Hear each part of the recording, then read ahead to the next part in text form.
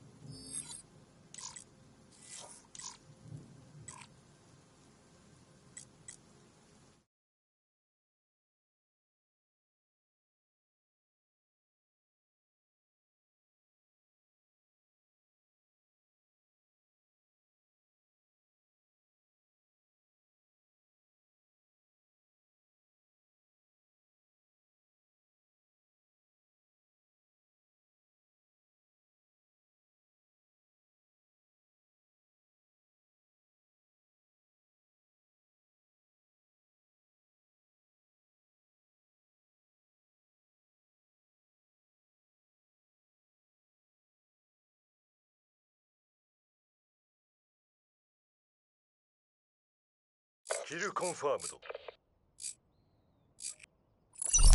やってやろうぜ。仰せの通りに。ブラックボックス、苛烈な戦場だ。周りは全て敵と思え。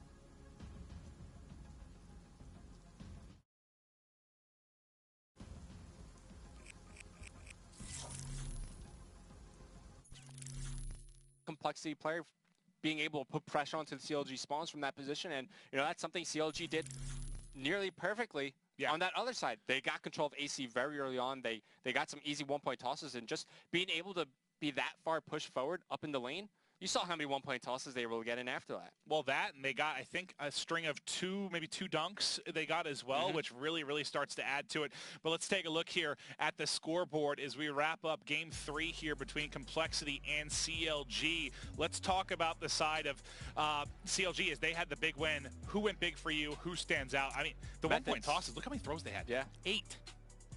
Perplex hitting the majority of those, that's exactly what you want from him in those respawn game modes. It's something where he's been pretty vocal about. He needs to step it up when it comes to the hard points, the uplinks, and the CTF, and this is a great way to pitch in, hitting all your one-point tosses. Then you have methods, getting some help from Felony in the slang department. They combined for a good amount of kills, over 50 together, and now we're going to take a look at some of the highlights. CLG, as we were saying from the get-go, they get that one-point lead, then they get dunks after, and methods, same lot with this Annihilator.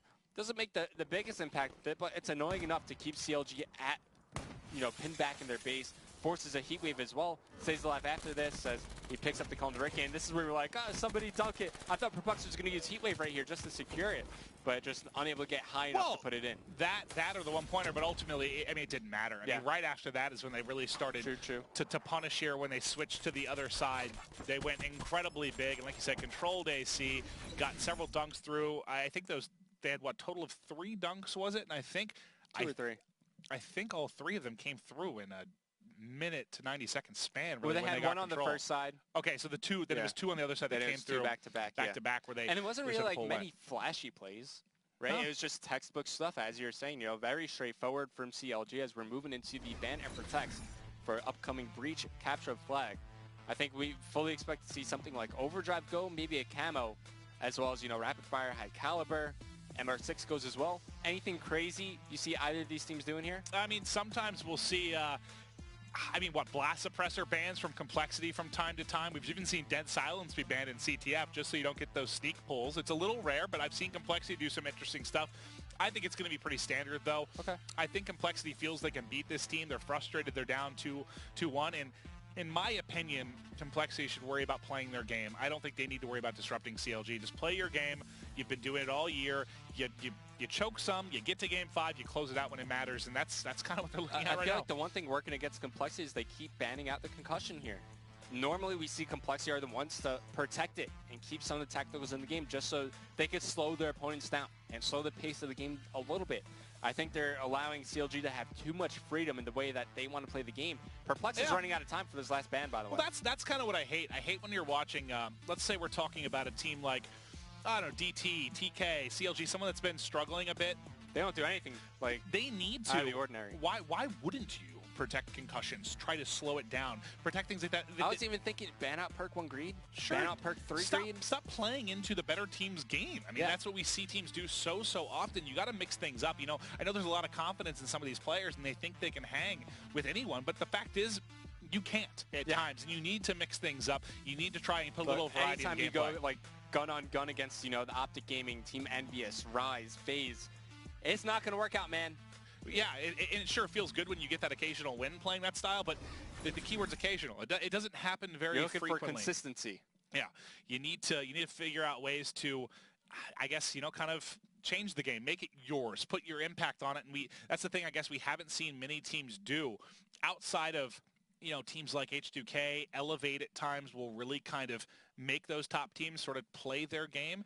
Nagafin's a player I talked with a lot at UMGSC, especially about the ban and protects, and he's players like, well, I could use 1 ban on something like TechMass and force out 2 for my opponent, because after that, they want to take out the concussions, they want to take out flashbangs. So just by playing some mind games with that, you could take away some easy bans for your opponents. I mean, let's look at this case scenario, right? Just hypothetically, you ban out TechMass, you force your opponents to ban concussion, flashbang. Then you don't ban rapid fire, high caliber either. You get comfortable with using those attachments. Those are 4 bans and you leave your opponents with no impact on the game whatsoever. They can't do anything out of the ordinary because you're pretty comfortable with that, playing without those things already. And I would even I'm curious, you know, when we get closer to stage 1 and, you know, you have the $250,000 on the line, 3 things weeks are gonna from get now, crazy.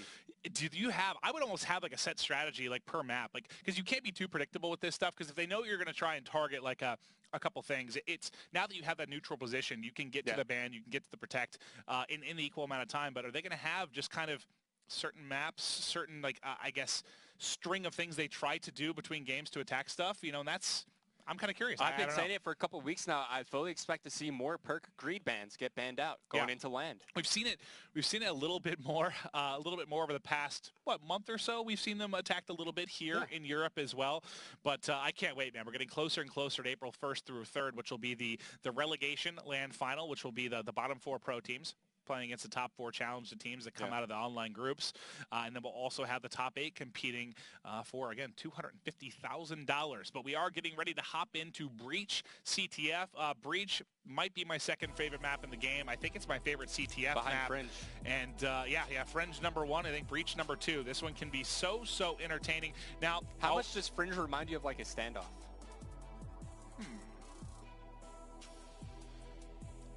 A lot, I guess, especially in the callouts kind of too, and the layout of it. I mean, Fringe, I think is kind of, for anyone that played Black Ops 2, it's kind of your favorite map. Just reminds you so much of it in many, many ways. Now, taking a look at this one, when you're talking about red and blue, where do you prefer to attack from?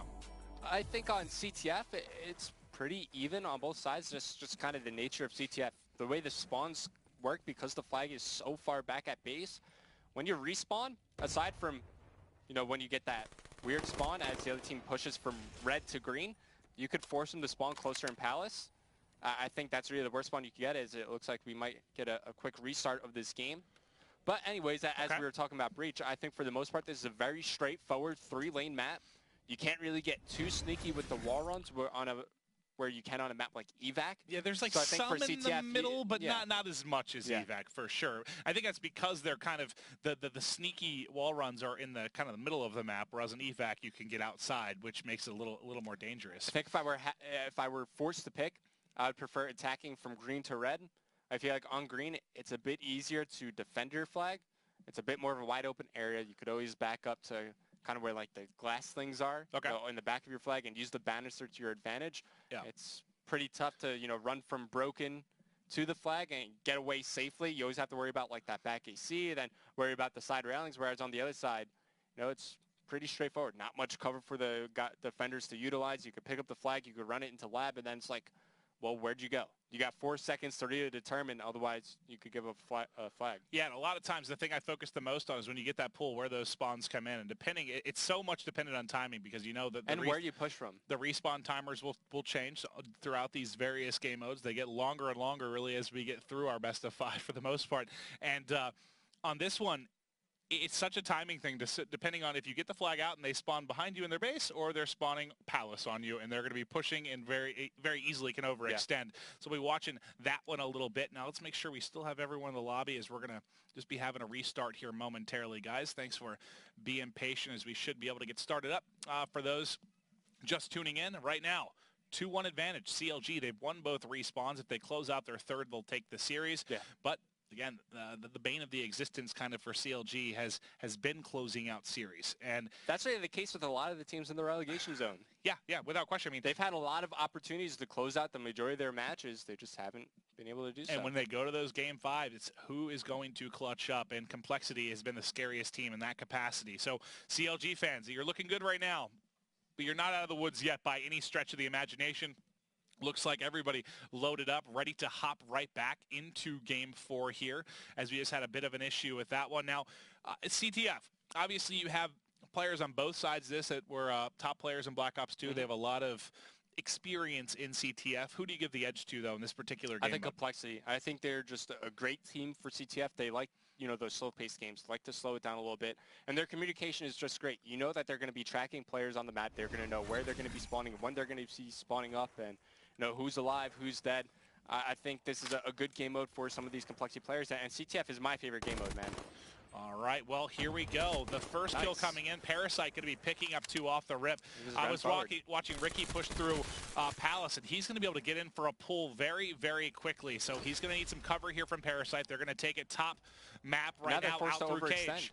And yeah, I mean, this player mid-map, well, he did kill. That kill on Parasite's big, because now the flag runner is going to be by himself for a moment here. There's one trailing him. Miracle's going to cover him. He might get shot from behind. Somehow has not been tagged up yet. The flag, did it go off the edge? It fell off the map. Oh my God. That's exactly why I was like, oh, he decided to run it top? And I also wonder if that player kind of waited to put shots until he got to that position, because you could see on the minimap, he was being tracked for quite some time. The kill comes at the perfect moment. That was the smartest play of 2016 for Methods, just waiting for Ricky to be on that wall run. And I was like, okay, Ricky's just going to ledge boost off it into bottom glass. You got Miracles right next to him to soak up the shots. You got your teammates spawning up. They can help you out bottom broken. And you know, it's as simple as just running in to capture the flag after that. A risky play from Ricky on Complexity, but they're in a good position to get another flag out. As Ricky does fall, he's going to have a teammate to follow this up. It's going to be Nameless. Finds one, takes down Methods, but we see that there's a couple more players to take care of. As he's laying down some fire, he will get cleaned up. So things will stabilize here for CLG, but they're going to be fighting from their base.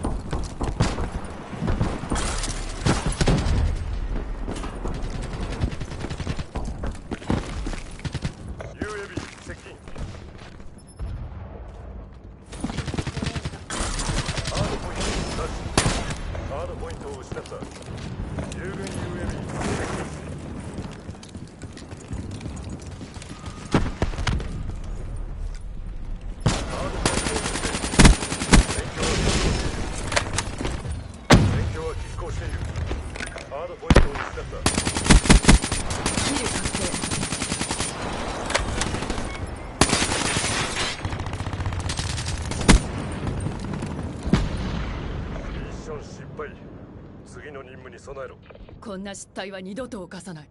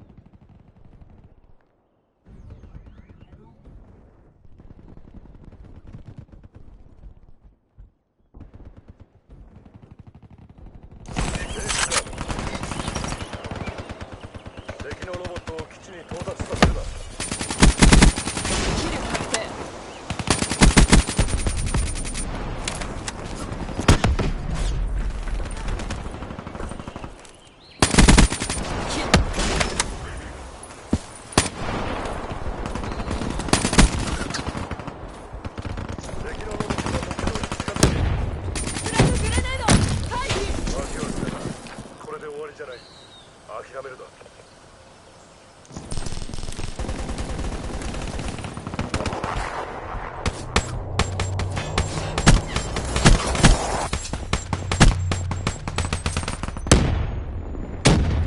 ミッションタイムを延長する。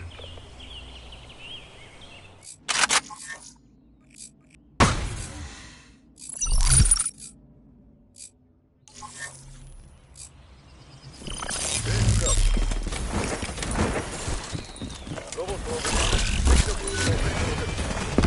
移動処理完了。ロボットシステムオンライン。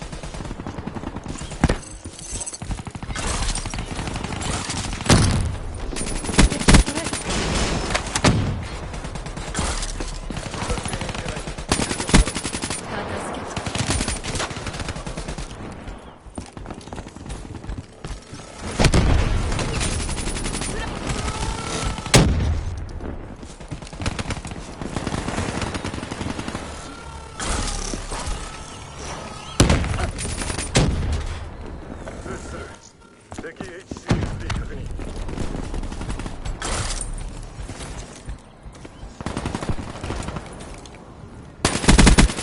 エネミーダウン。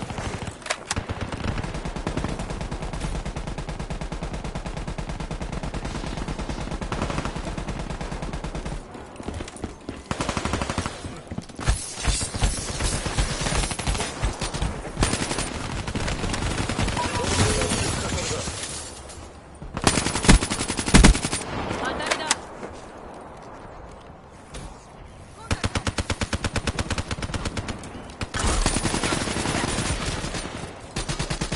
ロボットのステータスは問題ない。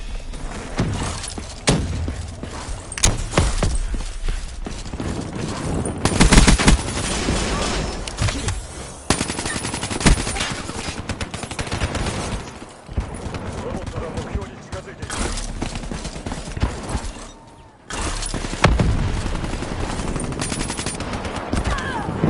味方のロボットがやられた。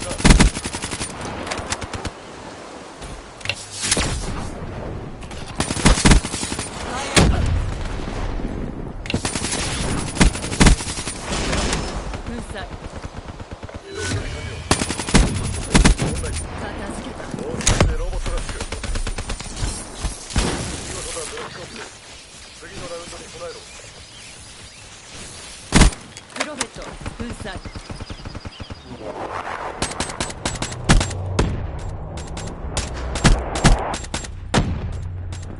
片付けた。ミッションタイムを延長する。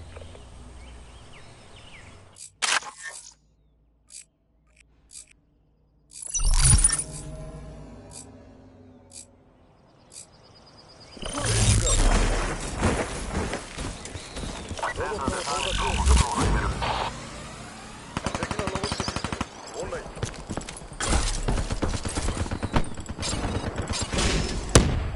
ミドルウェイポイントを通過。 UAV 燃料チェック完了。ケアパッケージスタンバイ。CUAB を要請する。敵ヘルスト上空のドローン停止線を開始。 UAB 優先命令を実施。ルートを変更する。物資を投下した。作戦エリアを離れる。 CUAB ミッションタイムライン 50%。 強化セントリーレディー。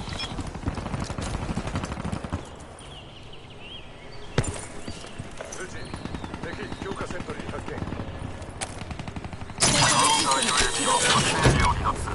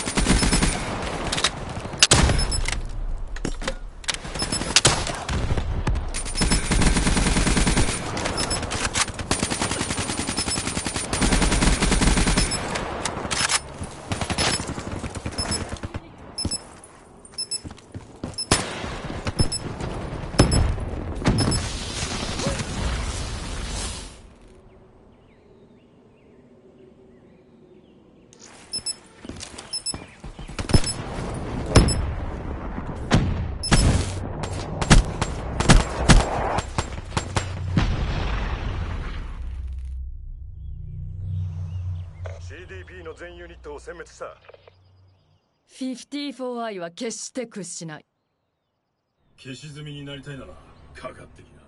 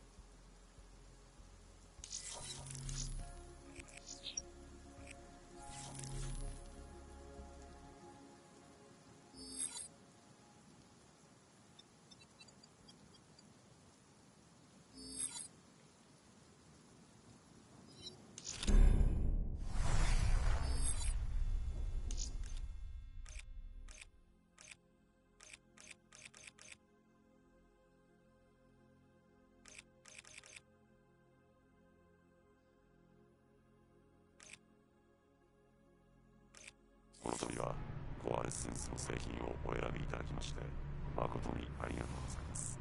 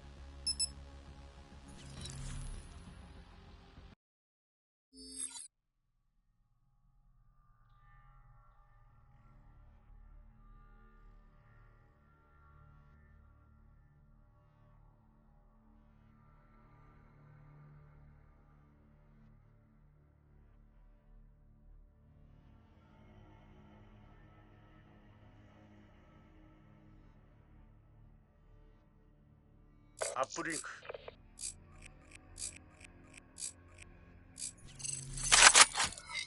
まとめて焼き尽くしてやる。こんなに先残せ、仕事が楽になる。サテライトをアップリンクステーションに届ける。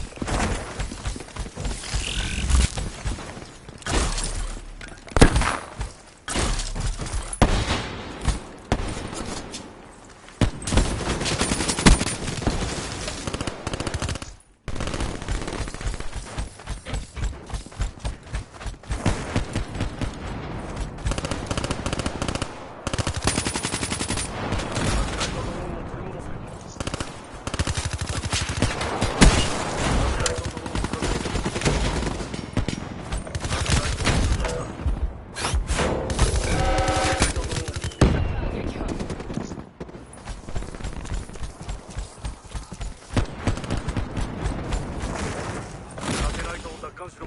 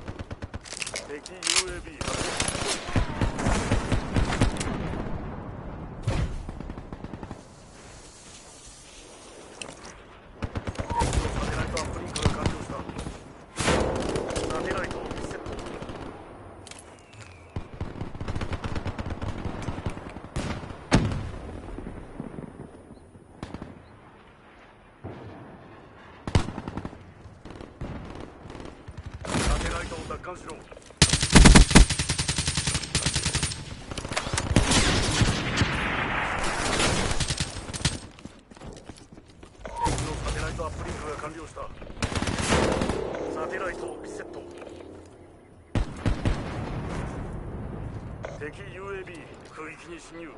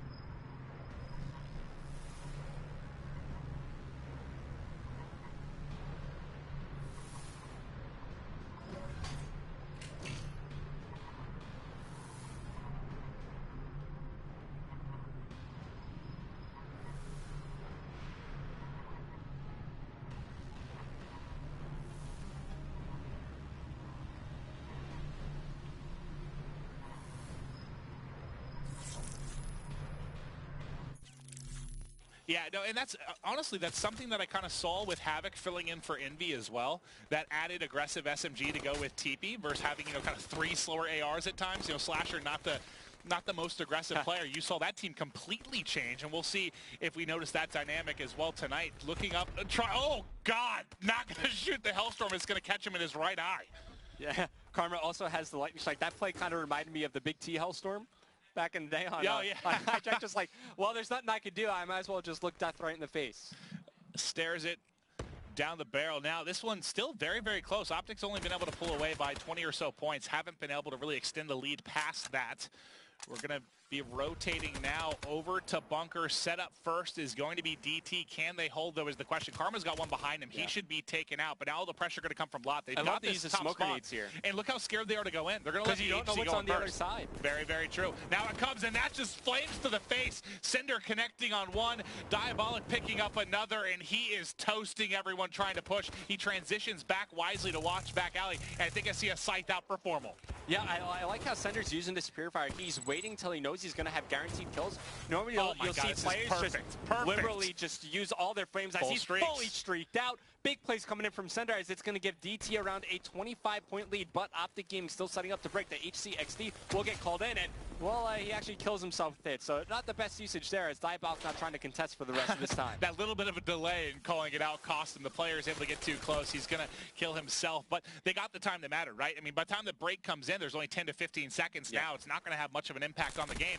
And if you heard us talking about, you know, what the Purifier can do in this game, you saw Banned Out in the last series. You saw it there. Cinder, just beautiful work there. And like I was saying, you know, let's say Krim was in that exact same situation. He might just not let go of the trigger and just let the flames zone out those players and really force them to be unable to push through that doorway. Sender waited until Optic Gaming was pushing into break before he, you know, used the flames on his Purifier, and he was able to get fully streaked out because of it. And, you know, you see the lightning strike coming in, it's able to clear Optic Gaming outside the hard point as DT. They're going to be able to continue to build themselves a bit of a lead, and just like when these last teams matched up, DT put up a great fight in the hard point, but one thing you need to do against Optic Gaming is maintain this pressure, maintain, you know, this top form of play. You can't give them any mistakes. You can't give Optic Gaming any room to work with. You can't. And Optic Gaming, a team that is known to start slow in hard points and then just derail their opposition. We've seen them down by 50 to 80 points at times, and all of a sudden they end up winning by 100. Yeah, exactly. They can really get on a rally once they start to get heated up. But so far,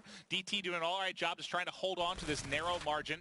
We are going to be inside of Palace now. Everyone trying to vie for control. You see Camo for Scump as Kinetic was banned, and that's going to be a Semtex coming in from Sender, able to clean him out of a pretty strong position. You know, the crazy thing is, even though DT, you know, they're out slaying their opponents right now, it's only a 4-point, 5-point lead for them. I mean, Optic Gaming, they are still in this game, and it's weird because, you know, you got Sender who gets fully streaked out, unable to use those to snowball a huge lead for DT. Optic Gaming, they're going to be able to retake the lead right here. Yeah, all streaks gone. Well, actually, what is Cinder? Let me check. Here, he has the Hellstorm missile left. Okay, he has the Hellstorm left. So he just used the Lightning. So he is going to have one left that he might be able to make an impact on. Maybe, you know, top middle when we get into the next side. If it gets that far, we'll be able to see if one of these teams explodes.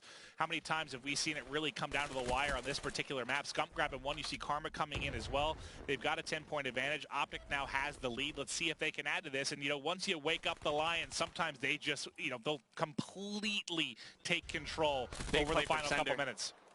Staying alive, and he's going to choose to use the Hellstorm right here. He's going to spot 2 players along the outskirts. That should be 2 kills. He actually only gets 1. So he's going to push forward, spots 1 player. All 4 go down for Optic Gaming. This is going to give DT a chance to come back into the game. Now they need to defend themselves in the hard point, right? They need to pick up the kills in rotation from Optic Gaming, and that will give a huge swing of momentum in DT's favor. Great job from Chino. You saw kind of a split spawn. 2 were lot. 2 came in there at Bunker, and Chino set up brilliantly to deal with that. Easy gunfights for him, but Karma's got the pressure in. He's able to take 1. Still contested, turns and grabs another. Karma going huge. Can he get a third? Karma, he's 25 off his Hellstorm, and he may need the break. Optic Gaming needs to close this one out. Incredible plays from him in and around the hard point. He's playing right here. You see him just swiveling back and forth, as now it's all 4 down for DT. Karma's the one fully streaked out. He's working towards another heat wave, but going back to that one play, I mean, he kind of had his head on his swivel, right? He turned to his left, he's looking where Scumpy is, picks up a kill there, immediately turns right, just snaps onto the DT players that are pushing in. It's now Optic Gaming, they're the ones building the lead as they're up by 30 points. And this is not Black Ops 2 hardpoint. You saw what? A 4 down for Optic Gaming turned into a 4 down for Dream Team in what seemed like 10 seconds, basically, as they got the break, and Karma went absolutely huge. They're up 30 now. Karma still putting in work. 30 and 21. Yep, the first one to hit the 30-point margin, still on a 3 streak. He's also got great time inside the hard point, nearly a minute. Wow. Incredible game for me. He's leading the entire team. He's really doing it all right now. No, sorry, Formo's leading the entire team. But still, in a minute, this is a pretty balanced effort from Optic. You know, at times they're kind of objective by committee. You see everyone doing an excellent job right now. 40-point advantage here for Optic. Crim6 picking up 2 in the hard point now. Just rotate. And here, this is a big battle. This is huge because last time it was all Cinder. Now let me check. Does Cinder have it? Yes, he is going to have the flamethrower too. He's using this early. Not he gets shut down. Nearly as strong this time. And now you've got Formal set up in a power position with the Scythe. He's going to be ready to do a lot of damage. Boy. Yeah, you also got Crim. He's ready to use his Purifier as soon as the Scythe expires from Formal. And good information. Formal's able to spot that player, but no trophy systems from Optic Gaming. EMPs now to use in, and I think that's exactly how you need to break. You need to flood in with the EMPs. Make sure that they can't use like a camo, they can't use a heat wave, but you know, as we're talking about it, DT, they're just doing it with raw gun skill. Smoke grenades to follow in. The lightning strike gets called in from Karma, takes down Cinder, but the contest from Chino, smart positioning from him, just using that railing as he's somehow staying alive. He's going to take out his Scythe right here as he's watched not just the HCXD. Doesn't do anything with the Scythe. Crim just trying to spot with the HCXD. Optic Gaming 20 points away from closing out map number 1. I don't know about calling out the smoke there in the midst of, or calling out the Scythe in the midst of the smoke and all the gunfire coming in. He doesn't even get to fire a bullet. HC's out. At 10 points away, there's 14 on the hard point. They can close it out here. They have to deal with this one push, and this should be game. Optic Gaming should be closing out. Crimsic with the dirty shots. They're able to pick him off the ledge. 80-point victory. So that's kind of what you talk about with Optic, man. They start slow, and then they end up somehow getting like those 80 and 100-point victories, despite the fact that it's back and forth, really the entire game till the final couple hard points. Once they're able to start chaining kills together, you saw it there kind of when they initially got that first 4 down. On the second jump wall hardpoint, that's when things started to turn around. Karma gets fully streaked out. He uses his streaks pretty well, just fending off the players pushing it through bunker. Immediately used his Hellstorm to win the rotation over towards the Rocks hardpoint. They're able to break in to the bunker hardpoint, even though there was a Scythe used, a Purifier as well from Cinder.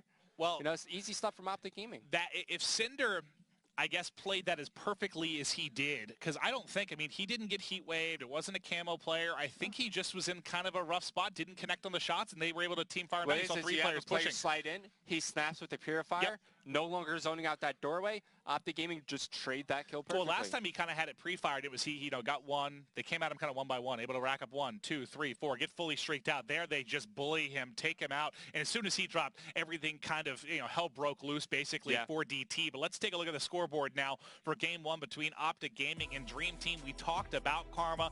He gets a minute plus in the hill. He goes plus 11 with 8 defense. Incredible performance from him. And, you know, Cinder, that was hot early. He was the one kind of leading the way from DT. He slowed up a little bit. Chino tried to fire back, but look at the difference kind of in the big slayer for DT, their hill time compared to Karma. You know, he gets the slaying done while also doing the dirty work around the hard point. Yeah, for sure. I completely agree with you there, but great stuff overall from that DT squad. Is now we're going to take a look at some of the highlights. And the crazy thing is that at one point in this game, DT had a pretty good lead. They're up by around like 30 points. They had streaks to use. They had their specialists, but you let Optic Gaming hang around, and they're going to do this to you. You see Killa going big early on first team, using camo pretty well right here as he's going to pop it and pick up a kill, and just defending himself inside the hardpoint. Good use of smoke grenades.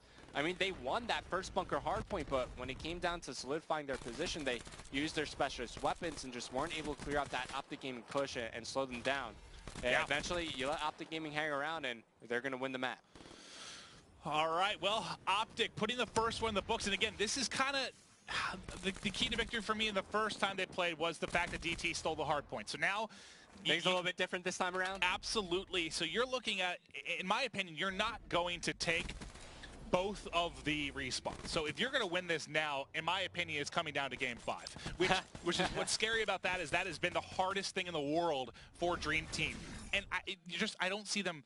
Maybe the CTF they can take. They would have to. I just don't see them beating them in uplink, really. Well, I think the CTF they won against Optic last time was Stronghold. This time around, it's going to be Breach. So those maps play completely differently when you're comparing them in CTF. And now DT, they need to find a way to force that CTF. I mean, how are they going to get it? Is it going to be off the back of like an uplink win? Well, it's going to be uplink evac, and You know, sorry DT, but I've seen Optic Gaming just completely blow out their opponents on that specific map and game mode. And I think they got to find a way to take this Infection Search and Destroy, which is one of Optic's better S&D maps. I mean, I've made a couple of videos about them on this map. I'm pretty familiar with some of the strategies they're going to bring out. And DT, they're going to need trophy systems if they want a chance in this S&D. And that's what gets scary, because I know, I've talked with Chino a little bit. He loves Uplink, favorite game mode. This team is a solid Uplink team, and they just love this particular respawn. But Optic's very good when it comes to Uplink. It's true. Yeah, it's they have to win both the S&Ds. They have to. That's the only way I think they're going to take this series potentially, is if DT takes both of them. And like you said, Infection, a strong map for Optic Gaming. So let's talk a little bit, now while we wait for the players to load up. When you talk S&D, Infection, what can DT do? You mentioned trophies, but what else, in the ban protect, or just an overall strategy do to disrupt what Optic Gaming likes to do? So Optic Gaming, what they like to do on the defensive side of things is, they'll start with a double nade toss on that B street just to slow that push down.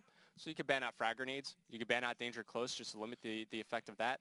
They like to also have a heavy middle presence. So, I mean, both these guys, they have access to the VODs. They have access to the theater. So they could really go in depth and see exactly where these guys like to play and develop a strategy from there. Hopefully DT have done that. I mean, I would hope they put in the time, because now these are must-win matches for them as they're trying to make it out of the relegation zone. But they need to develop a strategy to take middle presence away from Optic Gaming. You saw how Complexity decided to approach it, where they had Parasite just kind of slide through and through and, force that player back from the A-bomb site. DT need to do something similar from that. But what Optic Gaming are really best at in Search and Destroy is just trusting their teammates and having covered fire. Trusting them to, look over each other's backs, and they have trust in one another to make the kill. Awesome. Great to hear. Great analysis as always, Rev, as you're breaking down what you expect here from Game 2. Now, I think we have someone coming in on Twitter, what they expect from this series. Do they think DT can do it? I am quad trains. The bald eagle will soar. He hasn't yet, but if he's going to, S&D needs to be where Killa makes a difference here. Yeah. He needs to really kind of put his imprint on this. You heard, even when he filled in for Optic Gaming, at times he was the shot caller. He was playing that leader role. Playmaker too. He was filling in for Krim. Yeah, he playmaker, in-game leader. He was doing everything in that Game 5 S&D. They need it here, specifically in Game 2 and 5 in Search and Destroy. But let's swing things into the ban protect here. Optic Gaming, DT. There we go. Game 2, and I love the concussion protect coming in from Chino. Just being able to slow the game down. And now I think a great follow-up from DT is you ban perk 3 greed. Then what do? Do you just run straight tac mask, straight blast suppressor, straight dead silence? See, I love that, because make them make a decision. Make them make a decision by banning perk 3 greed, because I don't think it makes sense to go after and just ban tac mask or just ban blast suppressor. Make them decide between those three with only having a choice. Do it, Sender. I know you're talking about it. Come on. Come on, guys. High caliber and overclock. Still a chance. And they've got, so what do we still have? We have to take a look at Rapid fire will be coming off. All the lethal grenades, all the specialist abilities. Potentially kinetic or camo might come out as well. There's Rapid. From Krim. Yeah, not surprised. So Optic Gaming, they ban out both the attachments. And I think whenever you go up against a team and they take it upon themselves to get rid of high caliber as well as rapid fire, you have such a huge opportunity to swing the ban of protects in your favor. Oh yeah, I mean they're gonna play their game. Optic doesn't feel like they need to do anything special. They don't need to attack teams. They just want to play their game. Killa missed his ban. Okay, well that is the opposite of the bald eagle soaring. That does not help make an impact whatsoever. Do you think that's someone just being AFK, not ready to make the choice? I don't know. I mean, maybe they were just talking about exactly what they want to do. Came down to the wire, not ready. Just try to find exactly what they want to ban. It's going to be Shiva, and Formula actually bans the frag grenades here, so that's interesting because, like I was saying, their go-to defensive plays, they toss 2 early nades down that B street. Maybe they'll try to do it the Semtexes here, but that's a big part to their defensive play. And you don't see what makes it through, too, is overkill. We don't see anything with Thermal, the SVG. No one goes after the snipers at all. Chino likes to snipe from DT. Well, who do you think has the advantage there? Formal opts to pull it out. Do you think about Chino Optic Gaming is not only does Formal like to snipe, so does Karma. Yeah. Well, that was a big thing in Advanced Warfare, going back and forth, deciding who was going to be the sniper towards Karma. I think it was Formal to begin. Karma ended up closing out the year, really being their designated sniper. He felt a little more comfortable doing it. I mean, they might bust out, too. We saw on Fringe, what was it, with Overkill in the other day, in the 25K final, FaZe had 3 snipers, just going SVG, VMP, because you don't really need many attachments on either of those guns. You can get away with it. Formal picks up Glitch. That's very interesting because Formal's a player who loves Psychosis in Search and Destroy. Yeah. He uses it very consistently. Maybe this is a game where Optic Gaming, they're going to try to do some different things. Could be. You know, like we were saying, they've secured their spot in the Stage 1 playoffs. So, you know, they could try this because, you know, DT, they're going to be trying their hearts out. So you could actually, you know, try some different strategies here and see if, you know, different things will work. Well, that, you know, kind of what you just said is the kind of the best weapon you have if you're DT right now, right? Maybe Optic will try some new things. Maybe they'll be a little less focused because they've already, you know, sealed their position in the Stage 1 finals. But it didn't look that way in Game 1. Maybe early, but they came back with a vengeance and really closed out that first game. If DT loses this game too, this series is basically over for me. They have to take this. They have to, because I just don't see them taking both the respawns back to back. We want DT to find a way to force that Game 4, right? That's where we're both thinking DT's best chance at really stealing the series away would be with that CTF, maybe a bit of a swing game as well, forcing that Game 5. But if there's one thing we know is Game 5s haven't been too kind on this Dream Team.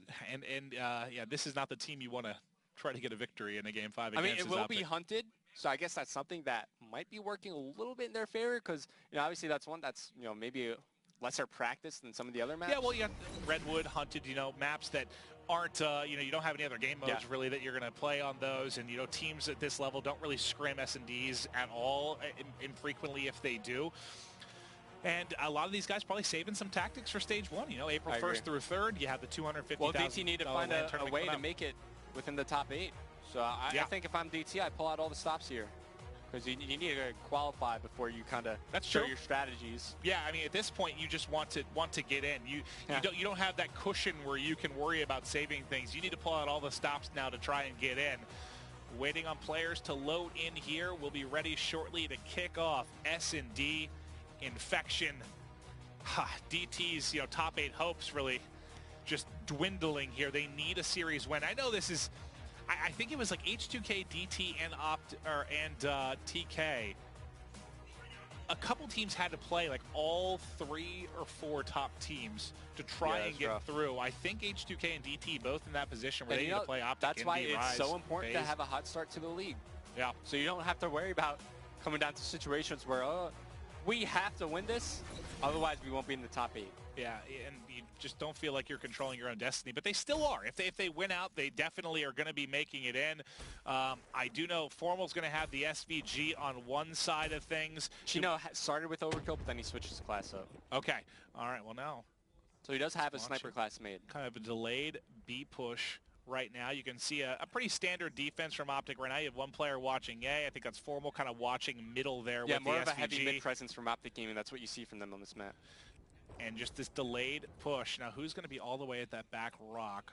That's Crim6 playing in the far back, so he is in a good position to apply some pressure to B. But now stun check. Should have the battle going on. Scump's going to be the player in that's got to try and play a little bit of defense. Somehow he's gotten a kill and stayed alive.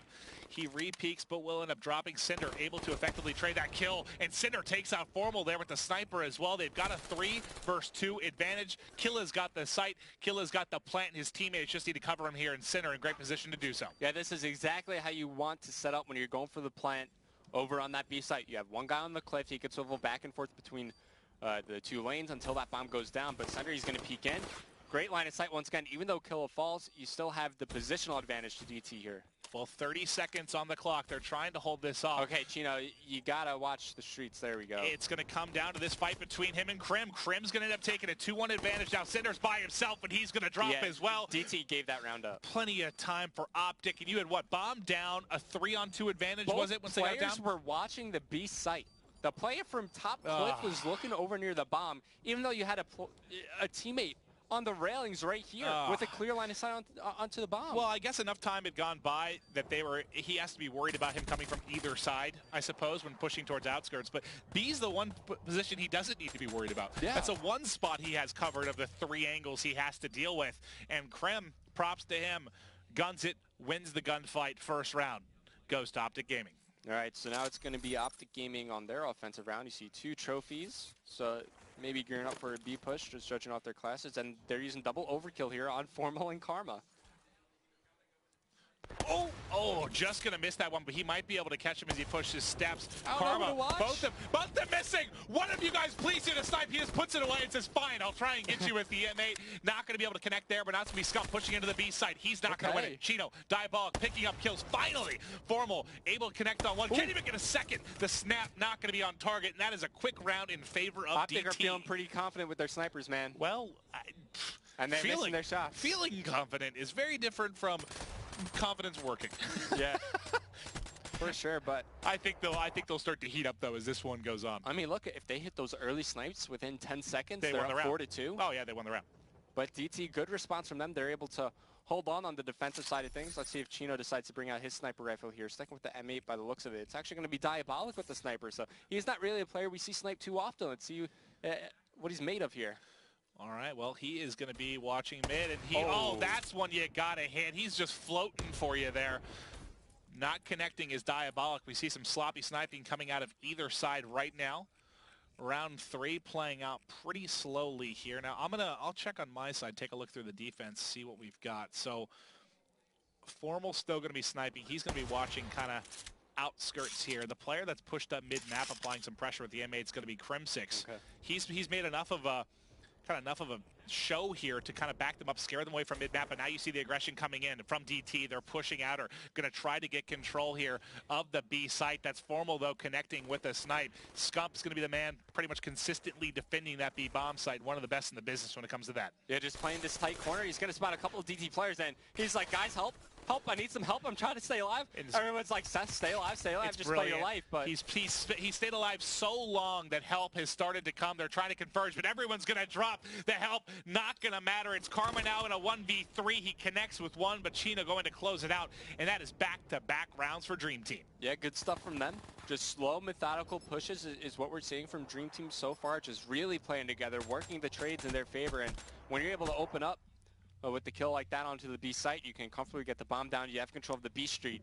You know, one thing working against Optic is because they put such a heavy focus on locking down the middle of the map, locking down over near A, they have one guy playing back B street. As you lose that on that presence, you know, from B street, you know, you're just waiting or watching them cross to your side of the map. You can't really contest them as they cross into the B site. All right, well, we've got some sniper warfare coming in from either side, but it's Formal getting really aggressive with the M8 across mid. He's going to be pushing A. Nobody at A from DT? Yep, they've already got control of the site. Bomb should be going down. Let's watch Crim now. He's going to challenge, able to connect. There's the first blood coming in for Optic Gaming. Scump and Karma. Look, oh, they're pushed so far forward. Just terrified as DT to trying to push in a barn right now. Karma teasing them. Where are the concussions from DT? I don't know. They got the protect in. I don't think we've really seen them make an impact as of now. 3-on-3. Coming around the flank is Crim6. Looks like DT are aware of it. Well, they traded out. 2-on-2 now. Good discipline from Formal, by the way, not to shoot early. Yep, and now he should. Wow, he just got destroyed. It's rare you see Formal not kill somebody with Formal one burst. misses the second burst. Scump shots off his wall as well. And the Bald Eagle killer coming up clutch. He gets 3 in that round. Excellent stuff from him, and that's a gunfight you've got to win. Now, let me look at Formal's. Was this the game? No, never mind. I was going to say, I wonder if that has to do with Stock, but Stock was game 1. So nothing there that should have been affecting him too much. He's got to hit that shot. I mean, he lines up the first burst and completely whiffs the second. And Diabolic just turns and smokes him. Like I said, Formal, he's so accurate with that M8 that you rarely see him have to put more than one burst into a player. Yeah. That was certainly rare there. That's a kill he should have gotten. And now DT's won 3 in a row. Overdrive. Looking here to take game 2. Yep, Killa's going to pop it. So he's going to get out quickly here. Let's see if he can get into an aggressive position. Looks like he wants to soar towards B. And, oh, God, he's going to have to deal with 3 players right away. He's in trouble. He should be dead almost immediately. And because, you know, you use that, tough for your teammate to get into a position to trade that kill, and now they're frantically trying to push up. And that's exactly what it is. It ends up being almost a bait. They're like, oh, there's a player weak. We have to fly out. And it doesn't end up being traded effectively whatsoever. Chino's by himself. That's exactly what I described earlier when I was talking about Overdrive. It's like it either works and you get that opening kill and it's beautiful, or that happens where you push, they try to come up behind it, and all 4 are dead in seconds. Yeah, you know, you run into 3 opposing players. It's going to be tough to even find 1 kill there. Unfortunate timing from Killa, but, you know, it's rough because, like we were saying, your teammates can't run as fast as you. So they can't put themselves in a position to work those trades effectively. It literally becomes almost a bait sometimes using Overdrive. And there you saw it in full effect, but Optic Gaming. EMP, concussion, concussion. So they have 2 concussions to use. Okay, so now okay, so the B side is completely open right now. Yeah, Crimsix used his overdrive, so he's going to have early position here. He's set up pretty well. Formal pushed outside and won a big one somehow on Killa. Killa's got to be frustrated there. Had the superior positioning, but nice shots coming in from Formal. Formal might be able to tag up a second as well. So now it's going to be 2-on-2 as that gets traded out. Scump coming around the flank. You can find both kills right here if he peeks out. Yes, spots one on the B stairs, sees the sniper. As he picks up the kill, he's like, you know what? I have no reason to challenge. Nope. Karma's going to be there to clean up the kill. You know, good decision from Sender just to commit to one player. But Optic Gaming, they win their gunfights as they tie it up 3-3. Excellent job here from Optic as they've taken 2 in a row, giving themselves now a chance in this game too. And again, this is for me, a must-win for DT. You have got to take this S&D on Infection. Right now, getting a little bit scary as you started off hot. You're going to be back to offense. Sender having a big game at 7-5. Let me check just for specialist abilities. Well, nothing on the side of DT. You just have a glitch for Formal. Okay. I think I saw a couple HCs. You saw an HC for Scump and an HC for Killa. Oh, and players starting to drop for DT. Coming around the corner, it's Diabolic. He's able to respond with 2. Killa will find the 3rd here, so it's down to a 1v1. And Killa this is where glitch. Formal. This is where glitch is perfect, though. You're in a 1v1 and Formal has the glitch. This is going to be very, very tough for Killa because even if he gets first shot, it may not end up working out. And you're going to have an M8 going up against a sub. And no tack mask on Formal, though, and Killa has a stun and a grenade to use. Oh, my. Stun him, perfect. Able to tag him up with 1. The stun looks good, but doesn't matter as Formal gets the burst through it. Woo! That's it. This is the exact play Killa has in mind. He gets Formal kind of out of position, stuns him up. Shouldn't have jumped. Wait for it to go off. Because of the thruster, yeah. Wait for it to go off. Like, he just shouldn't have jumped there. Wait for that hit marker to come through. He challenges basically before it pops. You know, it just does not have the desired effect because he gets a pretty clear shot there. Formal does. All right, so DT, they will have an HCXD to work with going into this next round. As Formal looks like he did use his glitch. I didn't even notice. Did you say he had it available in that last round? Yeah, 100% had it. I don't know. Maybe he used it before we got to him there in the 1v1 because he had it when I checked him to start the round. All right, just making sure none of us are going crazy, but 2 down early on for DT. Scumpy will spot the 3rd as he flies around the corner. He's going to get some help from Karma as they clean up that kill. And another straightforward round. It's all down to Killa in a 1v4. Can't make it down to a 1-on-3 yet. Formal cleans him up. And Optic Gaming, they're looking to close out the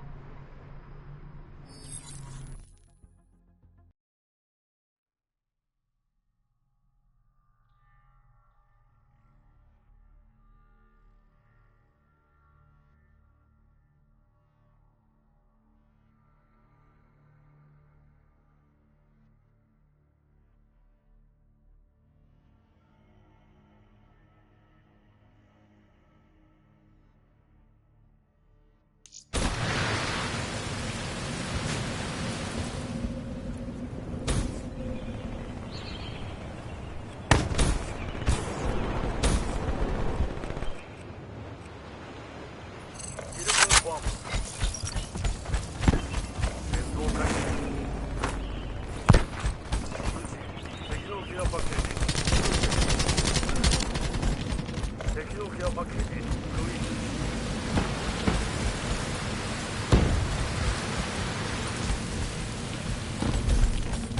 敵のケアパッケージ空域に侵入